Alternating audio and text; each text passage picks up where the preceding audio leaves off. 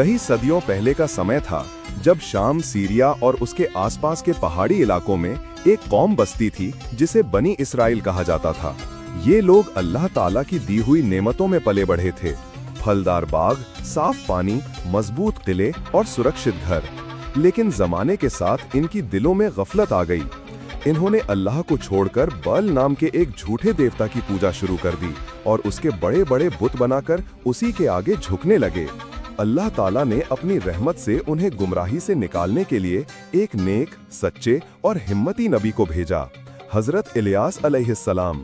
हजरत इलियास अलैहिस्सलाम अत्यंत नूरानी चेहरे वाले, सीधी चाल और बेहद नरम दिल वाले इंसान थे।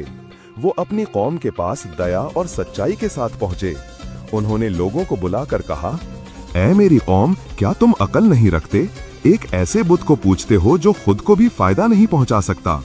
एक अल्लाह की इबादत करो, वही तुम्हारा सच्चा रब है। लेकिन कौम के सरदारों ने उनकी बातें सुनकर मजाक उड़ाया। वे बाल के बड़े मंदिर में जमा होकर कहते, इलियास हमें हमारे बाप दादों के धर्म से दूर करना चाहता है, हम उसकी बात क्यों माने? कुछ लोग इलियास अलैहिस्सलाम के दिल की नरमी देखते थे, लेकिन समाज और सरदारों के डर से उनकी बात मानने से कतराते थे।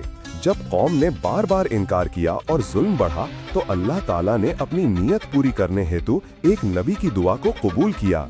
हजरत इलियास अलैहिस्सलाम ने कहा, ऐ मेरे रब, इस कौम ने तेरी नाफरमानी पर जिद पकड़ ली है, इन पर तेरा इम्तिहान उतार दे।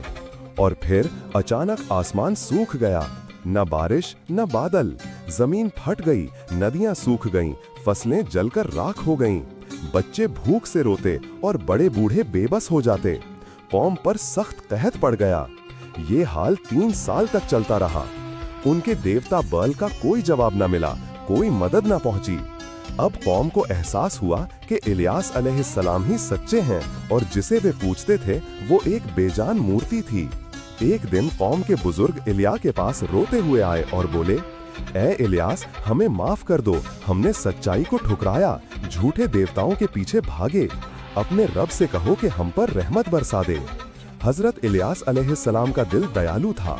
उन्होंने अपनी कौम को माफ कर दिया और अल्लाह के सामने हाथ उठाकर दुआ की, ऐ रहमान, तू सबसे ज्यादा रहम करने वाला है, तू बारिश उतार दे और इन भटके हुए लोगों को फिर से सीधा रास्ता दिखा।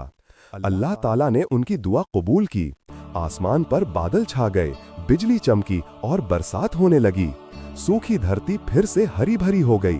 कौम ने राहत की सांस ली और इलियास अलैहिस्सलाम को शुक्रिया कहा। इलियास अलैहिस्सलाम ने उन्हें याद दिलाया, कभी अल्लाह को मत भूलना, कभी बुतों की तरफ मत लौटना, सच्चाई पर कायम रहना और नेक अमल करना। उनकी बातें लोगों के दिलों में असर कर गईं। कौम ने फिर से तौहीद और एकेश्वरवाद को अपनाया